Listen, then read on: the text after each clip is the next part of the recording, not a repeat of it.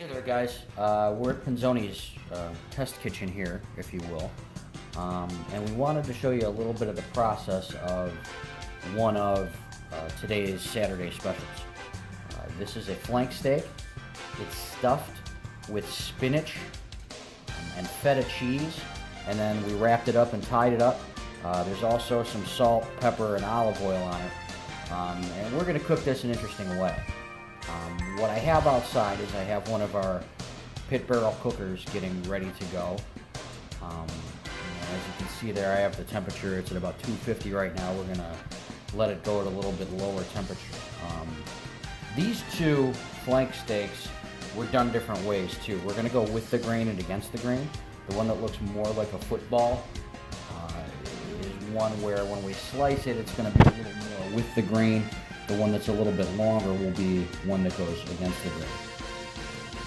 So what I want to do here before we put this on the smoker is we're going to put it on these large skewers, and what we'll do then, we have a 30-gallon barrel. We'll take these then and we'll hang them. So these will go vertically inside and they'll cook that way. So I just want to show you guys the setup on this. Pretty simple. We're just putting these guys right through here. And we're going to want it to get down to the bottom of the skewer because gravity will probably want that to happen as well. And we'll hang it from this hook here. We'll use our little tool to hang it. And then we got the longer one.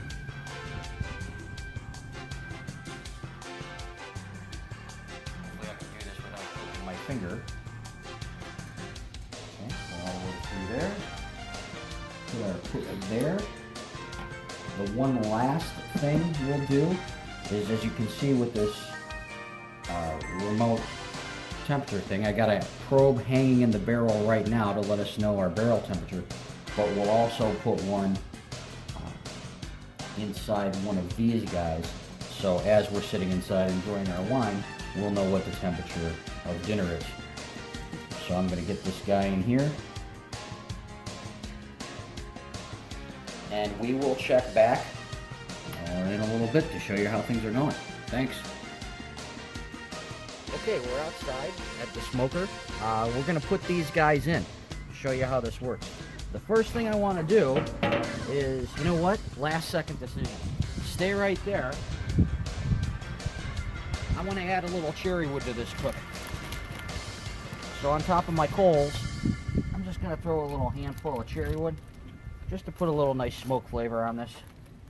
Because why not? Okay. So I said inside that we're going to hang these. And the way this particular smoker works, they have this rebar going across. And always, look at that, that looks nice. We're going to hang this guy right in here. I won't get too much into the science of it. You would think the bottom would burn, but it doesn't. You know, it's kind of like when you butter a piece of bread. You touch that piece of bread with the butter first, and it doesn't all end up in one end. The heat just kind of disperses across the whole thing. Kind of the same principle here with the way this smoker works.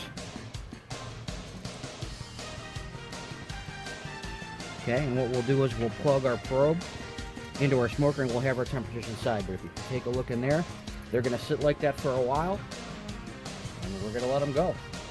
We'll check back in a little bit, see how things are going. But right now, we're going to take these things out. I've let them go to about 110 internal temperature. And what we're going to do is we're going to take them over to the grill. We're going to sear the outside and try and get them to our desired temperature. So let's see what we got right now. They're looking pretty good. You'll see they're dark on the outside. That has to do with the cherry wood.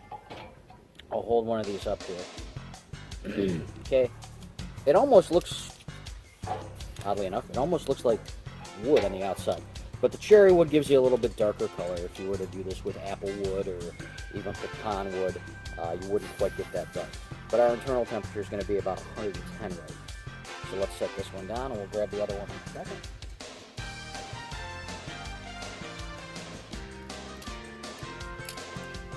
Okay, here's the other one. So the one we pulled out first was the one that when we slice it will be more with the grain. This is the one that'll go against the grain. It's a little bit longer and thinner, as the other one was shorter and fat. So we'll catch you over at the grill in a second. Okay, so we've taken them off the smoker, and what we're doing now is, you can read about it, I'm using something similar to the reverse sear method. So what I actually did is I moved my grates around, and I put my grates right over the coals. You can see, we're going to get some very hot stuff going on, and all I want to do is sear the outside of these guys, just to kind of finish them off. So we're going to put this guy here, we're going to put this guy here, and we're going to let that heat get in there. And I'm going to roll them around for a minute or two. What I want is, there's something called the Maillard reaction, which I'm probably pronouncing wrong. But that gives you that little bit of crisp, like when you go to a really good steakhouse. That gives you that little bit of crisp on the outside, and makes things nice and juicy, and gives you a really good caramelized outside layer of the steak. Because this is a steak, even though it looks like a roast, but it's still a steak. And hey, let's face it, guys, I'm just kind of making this up as I go along, and I figured I'd treat it like a steak and see what happens. I don't know how this is going to come out, but we're going to try. And it's about time to give it a turn, I think. See what I'm talking about there? We get that nice kind of sear on the outside. We're going to try and get that on all four sides. So we're going to let this finish off for a minute or two here, and we'll go inside and slice it, and fingers crossed we'll have something beautiful. We talked about putting these on the grill and getting that outside to be nice and crispy, and I think we got that. And let's be real, friends. I put the thermometer on these, and I got them to about 125 internal temperature. But we're filled with cheese and we're filled with spinach, so to get an exact rating, we're not sure. I will tell you right now, I cheated. I cut them open to take a look to make sure they were done the way I wanted, because I don't want my lovely fiance to get sick, or most importantly, mad at me.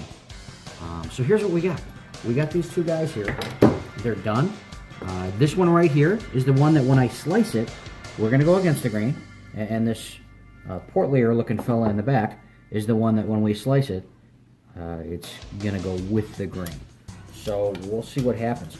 The strings are here that were tied. This one had both strings, horizontal and vertical. But we're going to make some nice slices and put them on our plate and see what happens. So we'll take a nice slice out of this guy right here. That looks beautiful. I don't know how you like to live, but we like a little bit of pink in our world, and we think that's wonderfully done. We'll put that on our plate right there. Let's take a look at this other guy, okay? This is the one where it was a little bit of an experiment. We're going to cut it with the grain, okay? And if you look at this, you can see the muscle fibers are going this way, as opposed to this guy right here where the muscle fibers are going this way. More often than not, you want to go at a 90-degree angle to the muscle fibers, but if you all know James at our Parma store, he wanted me to try it this way and see what happens, so I did. So we got one slice from each. Take a look, we'll put that plate out there. Again, we like it nice and pink and seared on the outside. We got a little potatoes going with it. We're going to eat this because it's hot and we're ready. So yeah, let us know what you think. Let us know how your experience went with these if you bought them. But we're excited to start eating. So that's the end of the video because we are hungry. See you guys. Thanks.